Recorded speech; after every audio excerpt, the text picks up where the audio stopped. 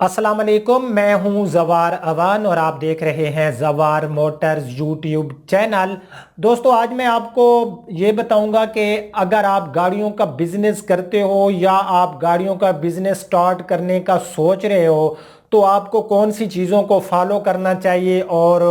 Last में मैं आपको ये भी बताऊंगा कि गाड़ी जो होती है इसमें इस बिज़नेस में जो गाड़ियों का बिज़नेस होता है इसमें प्रॉफिट कितनी होती है, इसमें नुकसान कितना होता है और हमें कौन सी चीज़ों पे ध्यान देना चाहिए। क्योंकि ये जो गाड़ियों का बिज़नेस है, अगर मुझसे कोई पूछे कि ये बिज़नेस आसान है तो मैं कहूँगा नहीं जी, बिल्कुल आसान नहीं है, मुश्किल है। लेकिन अगर हम कुछ चीज़ों को फॉलो करेंगे तो ये हमारे लिए जो है कोई इतना मुश्किल भी यानी कि नामुमकिन नहीं है, मुश्किल ज़रूर है। लेकिन अगर आप लोग इसको प्रॉपर समझ जाओगे तो मैं कहता हूँ कि इस जैसा अच्छा और कोई बिज़नेस भी नहीं है। तो इस बारे में मैं आपको बताता हूँ, क्योंकि अल्हम्दुलिल्लाह मुझे बहुत से मेरे जो सब्सक्राइबर हैं मुझे ये कहते हैं कि जवार भाई हम आपकी वीडियोस देख देख कर आज अल्हम्दुलिल्लाह हम गाड़ियों का बिज़नेस जो है हमने स्टार्ट कर लिया है कि आपने जो तरीके बताए हमने उन तरीकों को फॉलो किया और आज जो है हम गाड़ियों का जो है एक बिज़नेस कर रहे हैं। तो मेरे लिए ये एक जो होता है खुशी का लम्हा होता है कि यार मेरे बताए हुए तरीके से अगर किसी को फ़ायदा हो रहा है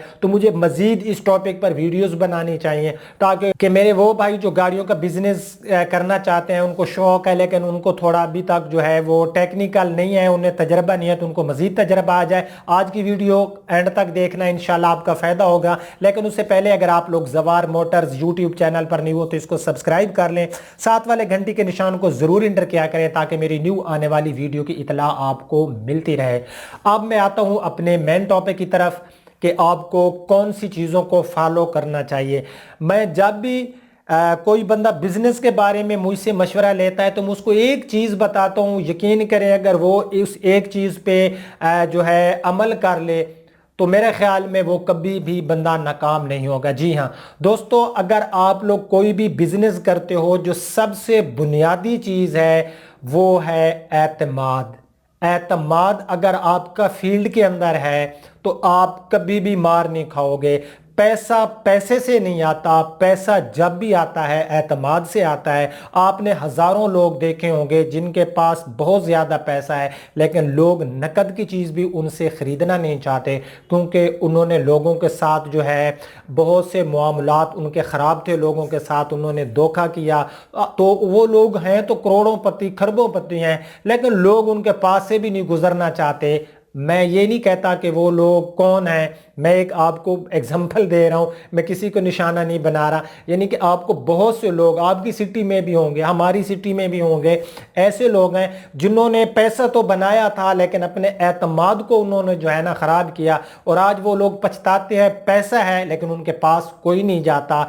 अगर आप चाहते हो कि आपके पास लोग भी हैं, इज्जत भी हो, शोहरत भी हो, चार लोग आपको अच्छे अल्फाज से याद करें, तो मेरे भाई जो आपके पास कस्टमर आता है, आप कोई भी बिजनेस करते हो, छोटा बिजनेस है, बड़ा बिजनेस है, आपकी जो है क्लॉथ की शॉप है, आपकी मोबाइल शॉप है, आप ट्रैक्टर्स का बिजनेस करते हो, कार्स का बिजनेस करते हो, आप एक टेलर मास्टर हो, आपका कोई भी बिजनेस है, जो सबसे एक बुनियादी चीज़ है उसको फॉलो कर लें तो इंशाल्लाह आप लोग फॉरएवर चलोगे। वो है ट्रस्ट। आप के पास जो भी कस्टमर आता है, आपके पास जो भी चीज़ है उसकी पॉजिटिव एंड नेगेटिव दोनों चीज़ें बताओ, यानी कि उसकी खामियां भी बताओ, उसकी खूबियां भी बताओ। क्योंकि कसम खाने से माल तो बिक जाता है लेकिन बरकत नहीं रहती। अगर आप एक दो बंदे के साथ धोखा कर दोगे तो वो हज़ारों लोगों को बताएंगे और एक दिन जो है आपकी जो भी शॉप है उसको ताला लगा के आपको घर बैठना होगा,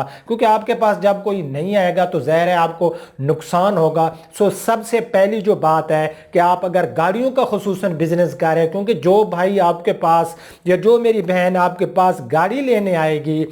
उसके पास जो पैसे होते हैं वो बड़ी मुश्किल से अपनी अर्निंग सेव करते हैं, कुछ कमेटियां डालते हैं, यानी कि बहुत एक कठिन मरले से गुजर कर जो उनका एक शौक होता है कि हमारे पास भी एक फोर व्हील हो। सो वो फोर व्हील की एक तमन्ना लेकर आपके पास आते हैं। अगर आप शोरूम वाले हो या घर बैठ के बिजनेस करते हो तो अगर आप उसके साथ धोखा करेंगे तो यकीन करें कि इससे बड़ा धोखा कोई नहीं होगा और अल्लाह पाक दो गुनाह कभी माफ़ नहीं करेगा। एक होता है शिर्क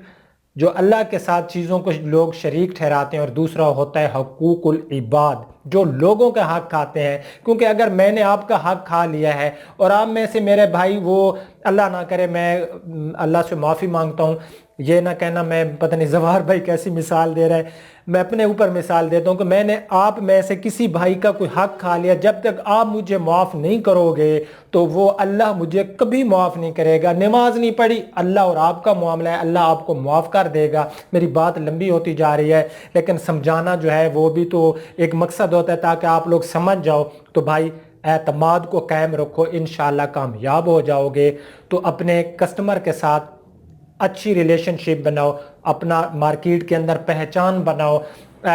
ٹویٹا کی گاڑی ہے وہ آپ کی پہچان نہیں ہے، ہونڈا کی گاڑی آپ کی پہچان نہیں ہے، آپ کی پہچان آپ کی ایمانداری اور سچائی ہے، ٹھیک ہے؟ پہلی بات تو یہ ہے۔ دوسری بات ہے کہ اگر آپ بگنر ہو تو آپ لوگ یہ سوچو گے کہ ہمیں گاڑیاں کہاں سے خریدنی چاہیے، کیسے خریدنی چاہیے تاکہ ہمیں جو ہے وہ گاڑی پروفٹ دے۔ جی ہاں بالکل، میں آپ کو بتاتا ہوں کہ آپ کو یہ گاڑیاں کہاں سے خریدنا چاہیے۔ پہلی بات ہے کہ آپ کو گاڑی خریدنے میں اور بیچنے میں اگر آپ یہ سوچتے ہو کہ ہمارا ایک بڑا سا شو روم ہو، ایک بڑا سا ہال ہو، وہاں ہم بیٹھے ہوں، بڑا سا آفس ہو، تو بگنر ایسی غلطی کبھی نہ کریں۔ ہمیشہ بزنس جو ہوتا ہے اس کو آہستہ آہستہ اوپر لے کے جائیں۔ ایسے نہ ہو کہ آپ ایک بڑا سا ہال لے لیں، ایک اچھا سا آفس بنا لیں، ایک دو جو ہے وہاں پر کام کرنے والے لڑکے رکھ لیں اور آپ کا بزنس ہی نہ چلے تو پھر کہاں جاؤ گے؟ آپ وہاں پر رینٹ بھی دو گے یا اپنی وہاں پر انویسٹمنٹ کرو گے؟ نہیں، آہستہ آہستہ اگر آپ اوپر جاؤ گے تو آپ کامیاب ہو جاؤ گے۔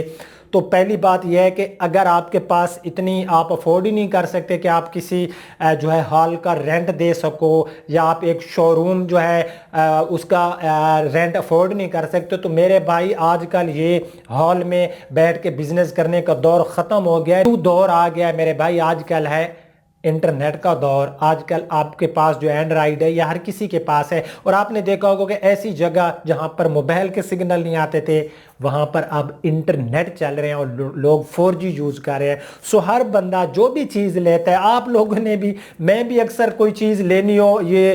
کیمرہ وغیرہ لینا ہو، کوئی لائٹ لینی ہو اپنی یہ یوٹیوب چینل کے لیے، تو میں یوٹیوب پہ اس کے ریویو دیکھتا ہوں یا پھر وہ گوگل میں جا کے مختلف ویب سائٹ پہ ان کے پرائس دیکھتا ہوں، جہاں پر مجھے لگتا ہے کہ یہ ویب سائٹ ٹرسٹیبل ہے تو میں وہاں پر آن لائن وہ چیز خرید لیتا ہوں، ٹھیک ہے؟ تو آج کل بھائی آن لائن بزنس ہے، تو آپ لوگ بھی آن لائن بزنس میں جو ہے اپنی گاڑیاں گھر کھڑی کر کے بھی سیل کر سکتے ہو، ٹھیک ہے؟ اس کے بعد جو ہے کہ اس کے بعد آپ کو گاڑیاں کہاں سے خریدنی چاہیے؟ آپ کے پاس جو اینڈرائیڈ ہے، آپ مختلف ویب سائٹ پہ لگے ہوئے گاڑیوں کا ایڈ دیکھو، جہاں پر آپ کو لگے کہ یہ گاڑی جو ہے مجھے ٹھیک پرائس میں مل رہی ہے وہ گاڑی آپ خرید لو۔ لیکن ایک بات کا آپ نے ہمیشہ خیال رکھنا ہے کہ کچھ لوگ آن لائن اپنی گاڑیوں کا ایڈ لگا دیتے ہیں لیکن وہاں پر جب ہم گاڑی جا کر دیکھتے ہیں تو وہ چیز جو ہے اس کے اندر نہیں ہوتی۔ سو جس بندے کی بھی گاڑی کا آپ لوگ ایڈ دیکھو تو اس کے ساتھ پہلے جو ہے اس سے پوچھ لیں یار ہمیں جو ہے نا اس کی ایک فریش، کیونکہ آپ نے جو ویب سائٹ پر لگائی ہوئے ہیں، اور بھی ہمیں فریش جو ہے نا پکچر وغیرہ وہ ہمیں سینڈ کر دیں۔ اور کبھی بھی آن لائن اگر کسی بندے نے ایڈ لگایا ہوا ہے تو ایسے نہ ہو کہ آپ ایسے کیش لے کر اس کے پاس چلے جاؤ، کیونکہ بہت سے کیسز میں ایسے بھی ہوتا ہے نہ تو گاڑی ہوتی ہے اور ان لوگوں سے کیش وغیرہ بھی چھین لیا جاتا ہے۔ آئی تھنک آپ کی سٹی میں بھی ہوا ہوگا، میں نے بہت سے لوگوں سے ایسی باتیں سنی ہیں۔ تو بڑی احتیاط یہ کرنی ہے کہ ایسے نہ ہو کہ آپ اپنی اماؤنٹ لے کے جی فلاں ویب سائٹ پہ آپ نے ایڈ دیکھا، زوار حسین نے ایڈ لگایا ہوا ہے اور آپ نہیں، تھوڑی سی میرے بارے میں تحقیق کر لیں بھائی، آپ 20 25 یا 15 لاکھ کی گاڑی لے رہے ہو، تو یہ ایک طریقہ ہے۔ اس کے بعد جو ہے آپ جب گاڑی خریدتے ہو، آپ گاڑی خریدنے سے پہلے آپ نے اس چیز کو مد نظر رکھنا ہے کہ اس گاڑی کی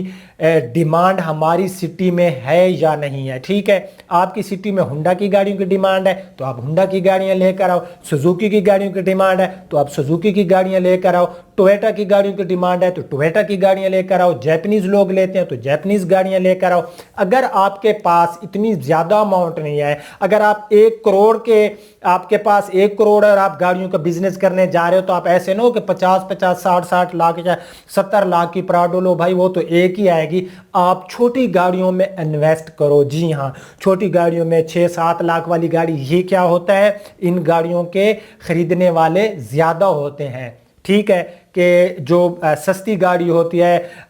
جو ہوتی ہے نا اپنا 1 ملین سے کم پرائس والی، اس کے خریدنے والے زیادہ ہوتے ہیں، سو اس طرح زیادہ گاڑیاں آپ کی جو ہے سیل ہوں گی تو پروفٹ بھی آپ کو زیادہ ہوگی۔ لیکن ایک بات کا ہمیشہ خیال کرنا کہ بعض اوقات یہ ہوتا ہے کہ آپ کو گاڑی بہت زیادہ سستی مل رہی ہوتی ہے، گاڑی ٹوٹل ایکسیڈنٹل ہوتی ہے، ایسی گاڑیاں بھی نہ لیا کرو۔ اگر آپ ایک یوزڈ گاڑی لیتے ہو، اگر گاڑی باہر سے کمپلیٹ جو ہے اس کو ریپینٹ کیا گیا ہے تو کوئی ایشو نہیں ہے، گاڑی کی سیلز کو لازمی دیکھنا چاہیے۔ اگر گاڑی کی سیلز ٹھیک ہوں تو اس کو کوئی نہ کوئی کسٹمر لے لیتا ہے۔ فل ایکسیڈنٹل گاڑیاں سستی تو ملیں گی لیکن وہ آپ کے گلے پڑ جائیں گی اور وہ آپ کا جو پیسہ ہے وہ بونڈ ہو جائے گا، ٹھیک ہے۔ تو یوزڈ گاڑی میں ہمیشہ وہ گاڑی لیں جو کمپلیٹ جو ہے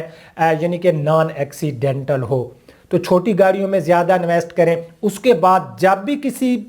بگنر حضرات کو میں خصوصاً یہ بات میسج دیتا ہوں، میرے بھائی جہاں سے بھی گاڑی لیں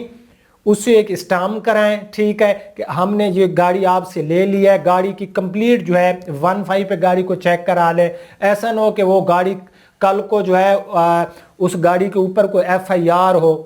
ہزاروں آپ کو پتہ ہے کہ مسائل ہوتے ہیں، تو بھائی کلیئر کریں جس سے گاڑی لیں اس کے ساتھ جو ہے آپ ایک معاہدہ کر لیں، تحریری معاہدہ ہو جائے گا تو اس سے یہ ہوگا کہ آپ لوگ سیف رہو گے۔ اس کے بعد جب بھی آپ گاڑی بیچ رہے ہو تو اس وقت بھی آپ جو ہے اپنی جو ایک تحریری معاہدہ ہوتا ہے وہ لازمی کیا کریں، خصوصاً اگر آپ لوگ بگنر ہو یا پھر آپ گاڑیوں کا بزنس تو نہیں کرتے لیکن آپ فیملی یوز کے لیے گاڑی خریدنے جاتے ہو، پھر اگین اس کو سیل کر رہے ہوتے ہو 1-2 سال بعد، تو آپ بھی اس بات کو لازمی فالو کریں۔ وہ میرے بھائی جو فیملی یوز کے لیے گاڑی لیتے ہیں 1-2 سال بعد گاڑی کو سیل کر دیتے ہیں۔ اس کے بعد ہوتا ہے کہ آپ گاڑیوں کے ڈاکومنٹس کو کیسے چیک کرو گے۔ اب آپ کہو گے کہ زوار بھائی ڈاکومنٹس چیک کرنے کی ایک آپ لوگ جو ہے ویڈیو بنا دیں۔ بھائی میں 1-2-3 ویڈیو بنا چکا ہوں لیکن یہ ویڈیو میں سمجھنا جو ہے میرا خیال میں آپ لوگوں کا ٹائم ویسٹ ہوگا۔ انشاءاللہ میں اس پہ کوشش کر رہا ہوں کہ کوئی ایسا طریقہ لے کر آؤں کہ آپ کو میں مکمل بتا سکوں کہ گاڑیوں کے کاغذات کو کیسے چیک کرتے ہیں۔ بہت جلد انشاءاللہ ایسی ویڈیوز آپ کو میرے چینل پہ دیکھنے کو ملیں گی۔ لیکن اگر آپ بگنر ہو اور آپ گاڑی کے جو کاغذات ہیں ان کو آپ لوگ نہیں سمجھ سکتے، آپ کے اندر اتنا جو آپ سمجھداری نہیں ہے، تو بھائی ہمیشہ جو سمجھدار لوگ ہوتے ہیں ان کی ہیلپ لو تاکہ آپ لوگ کسی 2 نمبر گاڑی خریدنے سے بچ سکو۔ اس کے بعد اگر آپ کو کوئی یہ کہتا ہے کہ نان کسٹم پیڈ گاڑیاں ہیں ہمارے پاس اور لے جاؤ، یہ رجسٹرڈ ہو جائیں گی، کبھی بھی اس چکر میں مت پڑنا، وہ گاڑی آپ کی رجسٹرڈ نہیں ہوگی۔ جی ہاں، اگر اس گاڑی کو رجسٹرڈ کیا جائے گا تو وہ انلیگل طریقے سے کیا جائے گا، لیگل طریقے سے اس گاڑی کو رجسٹرڈ نہیں کیا جائے گا۔ اگر آپ کو کوئی کہتا ہے کہ جی نان کسٹم پیڈ گاڑیاں ہمارے پاس ہیں، آپ آ جائیں، 20 لاکھ والی گاڑی 3 لاکھ میں لے جائیں، 2-3 لاکھ روپے ہمیں دیں اور ہم کرا دیں گے آپ کو گاڑی رجسٹرڈ، تو ایسے چکر میں آپ لوگ بالکل نہ پڑیں، یہ فراڈ ہوتا ہے اور آپ کو اس کا جو ہے پھر بھاری نقصان اٹھانا پڑے گا، ٹھیک ہے۔ 100 بات کی میں ایک بات کروں گا کہ ہمیشہ ایمانداری اور سچائی کو